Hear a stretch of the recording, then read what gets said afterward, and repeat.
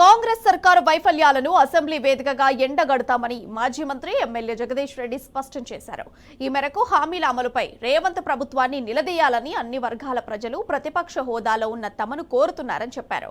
వర్షాలు, యూరియా కొరతతో ప్రజలు తీవ్ర ఇబ్బందుల్లో ఉన్నా ప్రభుత్వం మొద్దు నిద్ర వేయటం లేదని ఫైర్ అయ్యారు. నల్గొండలోని ఉదయ సముద్రం రిజర్వాయర్లో నీళ్లు లేకుండా జిల్లా మంత్రులు కోమటిరెడ్డి వెంకటరెడ్డి, ఉత్తమ్ కుమార్ రెడ్డి సోయి లేకుండా వ్యవహరిస్తున్నారని విమర్శించారు. కాళేశ్వరం పూర్తి నివేదికను అసెంబ్లీలో పెట్టాలని తాము ఎప్పటి నుంచో డిమాండ్ చేస్తున్నామన్నారు. ఇక బీసీ ప్రజలను మరోసారి మోసం చేసేందుకు కాంగ్రెస్ డ్రామాలు చేస్తోందని నిప్పులు చెరిగారు. ఇక ఎన్నికల సంఘం వ్యవహార తీరును సైతం ఖండించిన జగదీష్ రెడ్డి ఓటర్ లిస్టులో పేర్లను చూసుకునేందుకు మరింత సమయం ఇవ్వాలని డిమాండ్ చేశారు. రాష్ట్ర ప్రభుత్వం అసెంబ్లీ పెడుతుందని తెలియగానే అనేక వర్గాల ప్రజలు ప్రతిపక్షంగా మా దగ్గరికి వస్తున్నారు, అనేక రకాల విజ్ఞప్తులు చేస్తున్నారు. అసెంబ్లీలో మా సమస్యలు లేవనెత్తండి, ప్రభుత్వం మాకు ఇచ్చిన హామీల విషయంలో నిలదీయండి, మాకు జరుగుతున్న అన్యాయాన్ని ఎలుగెత్తి చాటండి అని చెప్పి విజ్ఞప్తి చేస్తామని అనేక చోట్ల ఉంచింది. తప్పకుండా అనేక సమస్యలు ఉన్నాయి, రాష్ట్రంలో చర్చించాల్సినాయి. కనీసం నిన్న మొన్న వరదలు వచ్చి ప్రజలు ఇబ్బంది పడుతుంటే ఈ ప్రభుత్వానికి మాత్రం సోయి లేకుండా ఉంది. ఎక్కడికక్కడ ఉద్యోగస్తులు వాళ్ళకు వాళ్ళు స్వచ్ఛందంగా ఇది మా బాధ్యత అనుకొని సహాయ చర్యలు చేస్తున్నారు తప్ప ప్రభుత్వం వైపు నుంచి, ప్రభుత్వ పెద్దల నుంచి ఎటువంటి డైరెక్షన్స్ కూడా లేవు. ఏ జిల్లాలో కూడా ఒక్క మంత్రి రివ్యూ చేసిన సందర్భం కానీ, జిల్లా కేంద్రంలో ఉండి అధికారుల వెంట ఉండి పనిచేసిన సందర్భం కానీ మనం చూడలేదు. వరదలకు పోయినప్పుడు కూడా కేసీఆర్ గారిని వదలలేదు. కేసీఆర్ గురించి కూతురు మాట్లాడడానికి ముఖ్యమంత్రి సంస్కారం గా స్థాయిలో ఉంది. ఇప్పుడు ఇన్ని వేల టీఎంసీల నీళ్లు మన కళ్ళ ముందే పోయి సముద్రంలో కలుస్తున్నాయి. ఇవాళటికి కూడా అక్కడ ఉన్న మన ఉదయ సముద్రం 15 ఫీట్ల లోపలికి పోయింది. చెప్పినప్పటికీ కూడా సోయి లేదు. ఈ జిల్లా మంత్రికి ఎక్కడున్నాడో పత్తా ఉండడు. జిల్లా పైన సోయి లేదు, నియోజకవర్గం పైన సోయి లేదు.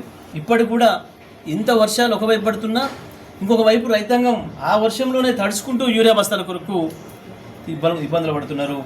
ఇది మనకు స్పష్టంగా కనబడుతుంది. ఈ ప్రభుత్వం ఇంత సోయి లేకుండా ఉంది. తప్పకుండా ఈ ప్రభుత్వాన్ని నిలదీస్తాం. తెచ్చిన నివేదిక 4 నెలల కింద వచ్చిన నివేదికనే దాచిపెట్టుకున్నారు. ఈ నివేదికను కూడా నివేదిక లోపల పెట్టి వీళ్ళు ఇష్టం వచ్చిన అబద్ధాలు ఆడే ప్రయత్నం చేస్తే కోర్టు చాలా స్పష్టంగా చెప్పింది, మీరు అబద్ధాలు మాట్లాడడానికి లేదు, మీ ఇష్టం వచ్చినవి సోషల్ మీడియాలో కానీ ఇతర వెబ్సైట్లలో పెట్టి ప్రతిపక్ష పార్టీ నాయకులను దుష్ప్రచారం చేయడానికి వీల్లేదు. ఉంటే ఉన్న నివేదిక ఏదో బహిరంగంగా పెట్టండి అని చెప్పి మేమే డిమాండ్ చేసినాం. వాళ్ళు పెట్టడం కాదు, కాపీ ఇవ్వండి, బహిరంగపరచండి దాన్ని అని చెప్పి. కానీ దొంగ వేషాలు వేసి అసలు నివేదికలు ఏముందో తెలియదు, దీన్ని మూసిపెట్టి దీంట్లో ఏదో ఉంది అని చెప్పి మాయల పక్కిరలాగా మంత్రగాలలాగా చేస్తూ ఉన్నారు వీళ్ళు. అన్నిటినీ ఎదుర్కొంటాం. ఈ ప్రభుత్వం యొక్క చేతగాంతనాన్ని బయటపెడతాం. కాంగ్రెస్ పార్టీ మరొకసారి మోసం చేయడానికి, బీసీ ప్రజానికాన్ని మోసం చేయడానికి ప్రయత్నం చేస్తూ ఉంది. ఎన్నికల కమిషన్ కూడా ఒక అర్ధరహితమైన పద్ధతిలో పనిచేస్తుంది. నిన్న సాయంత్రం ఏమో ఓటర్ లిస్టులను మేము బహిరంగంగా పెట్టినామని మాట్లాడుతున్నాం. వాస్తవానికి రాజకీయ పార్టీలకు ఇవ్వాలి, వాళ్ళ విధి అది. పెట్టినామని చెప్పి ఇవాళ జిల్లాలో మీటింగ్లు అని చెప్పి, రేపు పొద్దున మండలాల్లో మీటింగ్లు అని చెప్పి, ఓటర్ లిస్టులలో అనేక అవకతవకలు ఉన్నాయి. ఏ గ్రామానికి ఆ గ్రామం ప్రతి ఓటర్ చూసుకోవాల్సిన బాధ్యత ఉంది. చూసుకోవడానికి అవకాశం ఇవ్వాలి. ప్రజలందరికీ అర్థమయ్యే రీతిలో, ప్రజలందరికీ తెలిసే రీతిలో ఆ ఓటర్ లిస్టులను ప్రచురించాలి.